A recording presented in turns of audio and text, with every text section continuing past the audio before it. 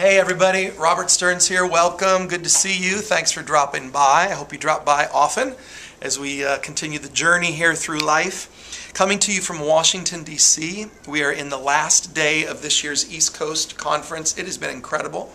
There are people here from all over the country. We've had an amazing time. The primary message has been the message of the kingdom of God in all of its various forms.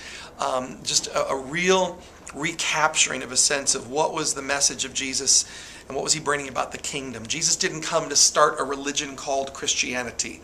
He came and he preached the kingdom of God. And what does that mean and how do we walk that out? We have another really special guest. We've had a lot of special guests this week, but an extremely special guest with us from Israel. Mr. Bahij Mansour is with us from the state of Israel. And Mr. Mansour is the Director of Interreligious Affairs for the State of Israel. I'm going to get that title right. The Director of Interreligious Affairs for the State of Israel. So, welcome. Great to see you. Thank you for being here. I'm very happy to be with you and your organization. And so you help the State of Israel facilitate communication between the Jewish religion, the Christian religion, the Muslim religion, the Druze religion, the Bahij religion, which is based in Haifa, and I'm sure there's a couple other religions around there. Ahmadim, okay, another one that I don't know about. Yeah. And you help all of this coordinate and communicate. And what's the goal of your department? What is the goal of Israel?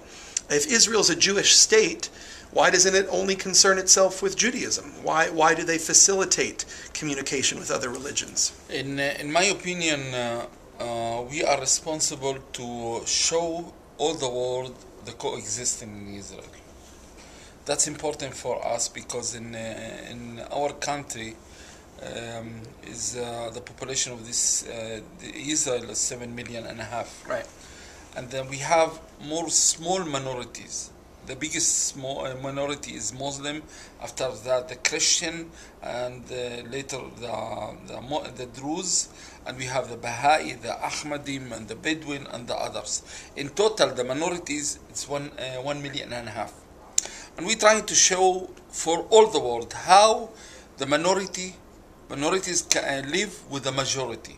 And for example, we have a lot of villages or a lot of towns, how Jews and Christian and Druze and Muslim live together. For example, we have a Haifa, a town in the north of the state of Israel. We can see Christian, Muslims and Jews live together. Mm-hmm. That's one of the example how we can live together. Mm-hmm. Because everybody thinking that in Israel all the time we have an army, we have the time the police, we are persecute this and this.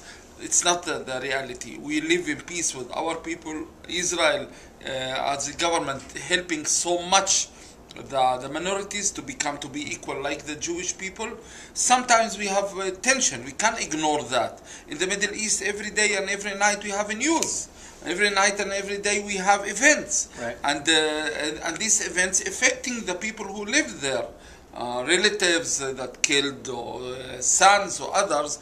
That's the reason we're trying to show the other picture, because what you can see in the United States and through all the world, different pictures. They're showing the terrorist activity, they're showing the checkpoint of the Israeli soldiers, they're showing the briar. Focusing only on the negative. The negative. And we trying, and we are not trying. That's the reality. We live in peace with our people.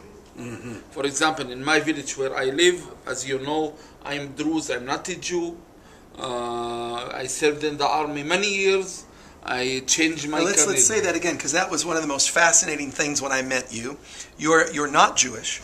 I'm not Jewish. You served in the Israeli army for 16 years. 16 years. And you are in a high-ranking position in the government of Israel. I mean, you're not in a low-level position. You're in a high-ranking position. I was ambassador in Angola. You've been an ambassador for the state of Israel. Of course. And you are Druze. You're not a Jew. Yeah. And so the accusation that Israel is an apartheid state, that's the mistake, that persecutes anyone who is not Jewish, here you are. It's not the right things. We are a democratic country. For example, the Druze, they have 4 members in the Knesset. They are choosing the local leaders, the municipalities, and every minority they have the same thing. We have representatives from the Muslims, also the Christian, and the Bedouin, and the Druze in the parliament of the state of Israel. And sometimes you can hear these representatives, what they are talking about the state of Israel. It's amazing. For example, one of the members of the Knesset, Hanan Zobi, from Balad party, she participated in the flotilla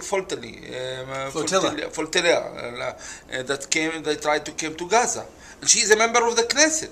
And many people they ask this question: how Israel allowed this member to come to be in this ship and to come to approach to the Gaza? And Israel made a siege. There is no possibility to come to Gaza.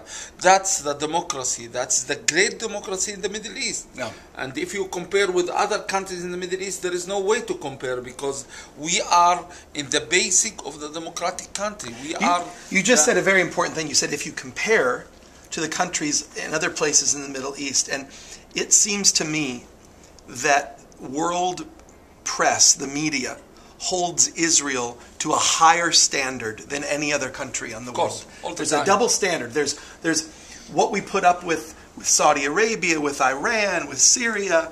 Well, they can get away with this because it's Islamic Sharia culture. But Israel is kept to a standard that is far beyond any of her neighbors. The expectation from Israel, it's always high. Yeah. And we supposed to be in the top level in our behavior and to practice the democracy and to try to give the full democracy for our citizens. For example, the State of Israel made a plan as a plan of affirmative action to try to equal the condition how the Jews live and the minorities live. Yeah. For example, if you economic help and educational help. Yeah, of course. If you will come to visit, for example, Taiba, the Muslim town, and you will compare with the city in the Syrian side, there is no way to compare. My father was a mayor of Safia, the village. I live in a Safia village very close to Haifa. And he visited 1994 Syria. And he saw how the Druze live in there. And many people came and he asked him a simple question. Try to compare. He said there is no way to compare because Israel made a miracle situation. They made a lot of achievement in all our lives.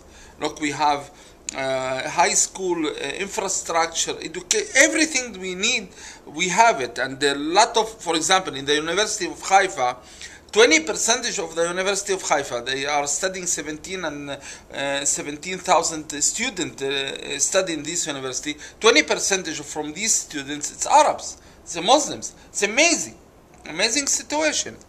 And sometimes, as I said, we have a tension, and we're trying all the time to keep our relation. It's with a lot of optimistic to try to